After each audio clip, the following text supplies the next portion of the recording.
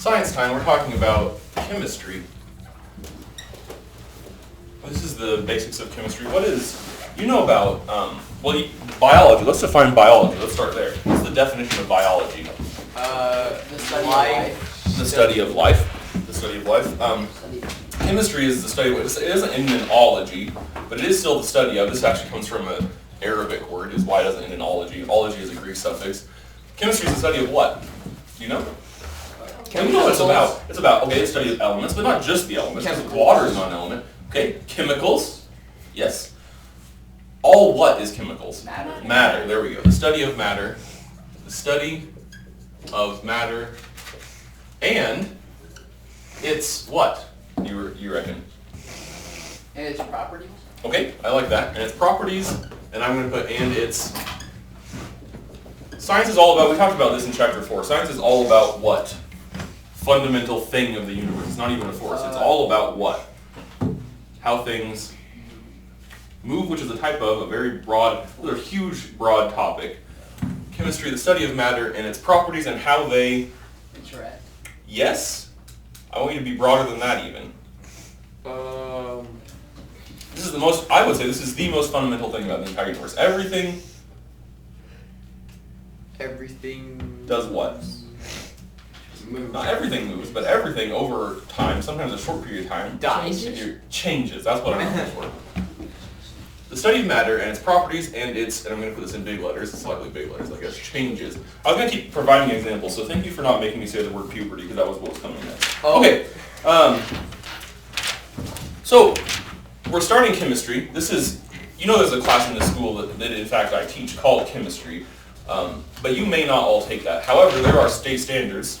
There are national standards even, our state doesn't use them, but there are state standards that relate to chemistry. So this is the class where you learn those. So chemistry is just the study of matter. You have probably an idea about chemistry where it's like Dexter in his lab and he's mixing up some chemicals and he's blowing stuff up. That's not what chemistry is all about. Chemistry is all about matter. So what is there in the universe? We said that the universe is all about change. What is there in the universe? What stuff is there in the universe? There's only two things in the universe if we get really, really broad. What are they? Matter. Matter and? Time. No, time's not really a stuff, but you could put that. Matter and, what's the other guy? Something that isn't made of matter, but that causes change. Nothing. Nothing causes change? Space. No? Dark matter. Okay, that's probably true. Dark matter, dark. What's the other dark? What causes change? You can remember this from chapter 4, you should. Matter and, matter doesn't cause change, this other thing does. Something is defined as the ability to cause change. Energy. Okay. Energy. We actually, God bless you, for chemistry being the science of matter, God bless you, for chemistry being the science of matter, we do talk a lot about energy in chemistry. But today we're talking about matter. And matter can be broken up into two things. So we're going to try to leave energy on the wayside. Bye-bye energy. We already talked about him, so let's get him out of here. What could you do if you don't remember anything about energy? Reread the notes. Reread your notes from chapter 4, reread chapter 4 of the book. You could rewatch the video that I did. You could watch a good video that a good person did. There's a lot of stuff in the universe about energy, and you can read about it anywhere. But we're talking about matter today. Matter can be broken up into two categories, broadly speaking. Ms. Hummon. Sorry to interrupt your computer. Okay, there are two, broadly speaking, there are two kinds of matter. There are pure substances and mixtures. Kind of like dogs, I guess. There are purebred dogs, and there are, this is a gentle word for the mutt, mixtures. But this is true of a lot of different things. There are pure potato chips, and there are potato chips adulterated with disgusting, actually I like sour cream. Anyway, pure substances, there are two kinds of pure substances. Do you like this? This is a flow chart, because this helps me. This is the kind of way I think. And I could list these out, and you know the definitions of these things because they were in your vocab, right? So I don't need to define substance. We're just going to explore substance. I don't need to define matter because, for one thing, I already did, and for another thing, you put it in your vocab. Pure substances can be either elements or compounds. Let's give some examples of elements. What are some examples of elements, and how do we know? Radium. Periodic table, which is Yeah, radium is one. Radium. Lithium. lithium. Oh, hey, Peyton, I like that. Graphite is true. But that's not what we call the element. What's graphite made out of? It is solely an element. Compound. No, it's not. It's only one thing. It is only an element. Which element is graphite? Do you know? I know it's carbon. What's the first one? California. Radium. These are just examples. These are not all the elements. Californium is one. Yep, these are not all the elements, but these are some of the elements. Those are examples. Those are pure elements. What are some examples of compounds? Well, compounds, be careful, because compounds have to have, they can have any number of elements, but they must be chemically combined in fixed ratios. Atoms. No, elements are made of atoms.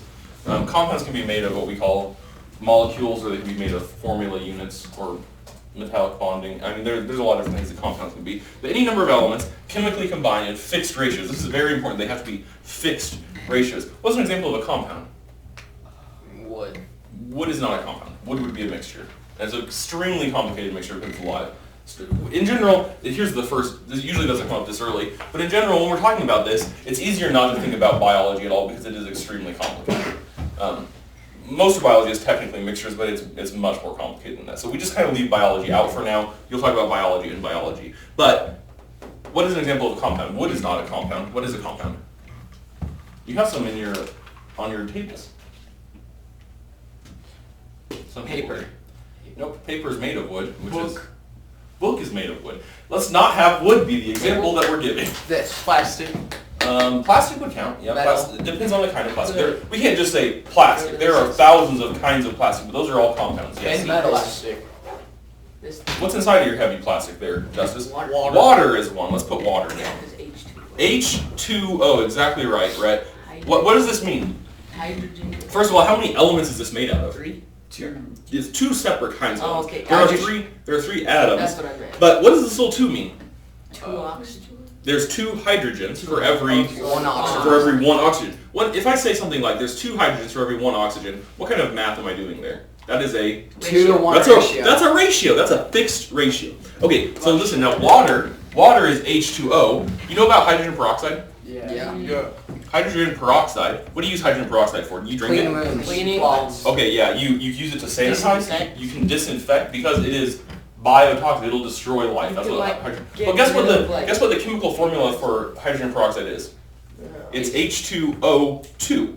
It's literally the exact same stuff as water. Toxic water. It's literally the exact same stuff as water. All that's different about it is what? Only It's 2 to 2, so it's 1 and 1. the ratio is different. The ratio is different. So these are completely separate things only because of their ratio. So a compound is a certain number of elements that are combined in a fixed ratio. They're chemically bonded. Okay? Hydrogen peroxide, if you drink this, you will vomit, and then you'll vomit until you vomit blood because it's not water.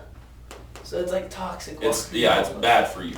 And you can use it to dye your hair. And in fact, if you have very concentrated, if you could somehow get 100% pure hydrogen peroxide and you just dump it on your book will catch fire. Yep. It's a liquid that looks just like water. I mean, it would look exactly the same as what's in your water bottle, and you spray it on your friends and their clothes start on fire. You can't buy it. I can, but you can't. Okay. Sugar. Sugar is a compound. Yeah, there are lots of different kinds of sugars, just like plastic. Salt, yeah, what we call table salt is a specific compound. There are other kinds of salt too, but all these things are compounds because they have a fixed ratio of elements. That's a compound. So then what if the ratio is not fixed? I'm pointing at it already. What if the ratio is not fixed? It's mixed. Yeah, a mixture. And there are 2 kinds of mixtures. There are homogeneous and heterogeneous mixtures. Yes. How can we remember homogeneous and heterogeneous mixtures? Hetero. Means opposite. Yep, hetero means different, but yeah, hetero means different, and homo means same. You can remember because homosexuals are people who prefer the same sex. Heterosexuals are people who prefer the different sex. Okay, so that's one way you can remember it.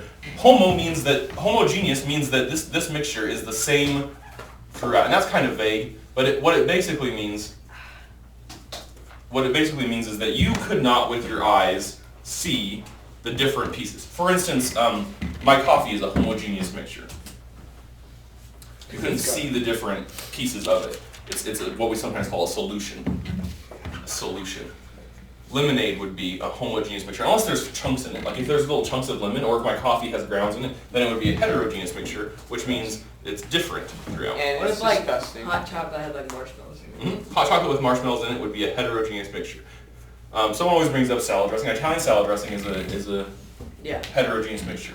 Ranch salad dressing is a heterogeneous mixture. And then there are specific kinds of homogeneous mixtures. The homogeneous mixtures we almost always just call a solution. There are specific kinds that your book talks about, which I think are really interesting.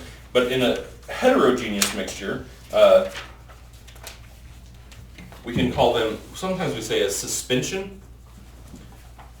You've defined suspension in your vocab words. But a suspension is something where the particles are the one thing is kind of floating in another, and then over time they settle out. That's a suspension. They're suspended. In a homogeneous mixture, one type of that is a colloid, which is where the things are mixed throughout and they don't separate, but they are large enough that they will scatter light. And the last thing we need to talk about before we go, do you have questions about homogeneous and heterogeneous mixtures? Nope. Do you have questions about pure substances, either elements or compounds? Can you tell the difference between these things? You should be able to, not biology, leave biology off the table, but for any non-biological substance, you should be able to tell which thing it is. Like if I had a piece of aluminum foil, what is that? No. Yeah, it is a pure substance, but specifically what? A compound. No, aluminum foil. Actually, you're technically right. Assume I have some aluminum that I freshly milled in the vacuum of space and you're with me there. It's an element. Aluminum would be an element. Aluminum foil actually has a layer of aluminum oxide, which is a compound. But we'll talk about this and this in a lot more detail. But do you specifically have questions about heterogeneous and homogeneous mixtures? Because we're kind of leaving them here. Okay. So now let's write down these things. We need to talk about physical and chemical properties. Write that down, please, because I'm going to run out of time if you don't. Physical and chemical properties, and then write down and then write down physical and chemical changes. And those things are obviously related. Physical properties. You've defined this already, so I don't have to. But physical properties, as you know, And what? physical and chemical properties, and physical and chemical changes. Science is all about the change. Your life is all about change. You especially know that because you're in 9th grade. You know all about changes in your life. Science is all about the change. So let's start with the changes. A physical change is one that does not change the nature of the substance. I'm going to do these in a different color so you can kind of see where I'm going. Does not change the nature. What do I mean by that? Like what it's made of? Yeah, like what it's made of, what it's composed of. So if it was composed of cheese before, it's still cheese after. It might just have a different what? Mold. No, that's like not used if you biology. melted cheese, would it? Melted. Okay, so that's a great one. People forget this a lot, but phase changes, what we call phase changes. If it's changing the state of matter it's in. If it goes from solid to liquid, or liquid to gas, or gas to liquid, or whatever, that is a physical change. When you boiled the water in the lab yesterday, that was liquid water, and then it became what? Gas what? Gas. Yeah, water gas. It became water vapor. Yeah. But still water. It's still H2O in both cases, right? It does have different properties, but those are physical properties. And the physical properties include phase, or what we call state of matter. But it didn't change what it was. It's still water. It just looks different. What would be another example of a physical change? What else could we do to that cheese to make it different without changing that it's cheese? You just cut it. Yeah, a change in shape. A change in shape. A change in shape. If you have a piece of paper and you cut it into a little starfish or whatever, I don't know what you do with your spare time. I hope that's what you do with your spare time. All you've done is change the shape of that. It's a physical change. So what would a chemical change be like? What must it do, do you reckon? Since we have, this does not change the nature, this does what? Change it does. Yeah, change the composition. That's what we'll put for this one. Change what it's made of. Changes the composition. What would be an example of that? What can we do to that paper to change its composition forever? Burn it. Burn it. Yep, combustion is one. Any what, do you reckon? Any, Explosion. not just explosions, any chemical reaction will change it. Any Radiation. chemical reaction That gets into something interesting, but yeah, nuclear radiation might be able to change the composition.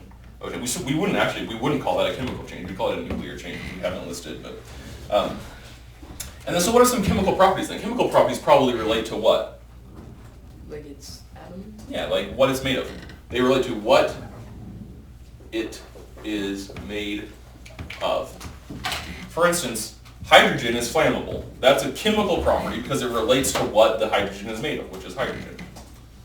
Blowing up hydrogen would be an example of a chemical change. Do you see the difference between chemical and physical changes and chemical and physical properties? Do you have questions about any of this? We went through it pretty fast, but that is actually the entire chapter, except for this. Don't put it away yet, because there's the most important thing. All of this follows, and we've talked about this before, the law of conservation of mass, which means that in any of these changes, physical, chemical, doesn't matter, the total mass of what goes in has to be the total mass of what goes out. Mass, oops, not miss. Mass initial equals mass final. This is the equation. They just have to be equal to each other. Questions?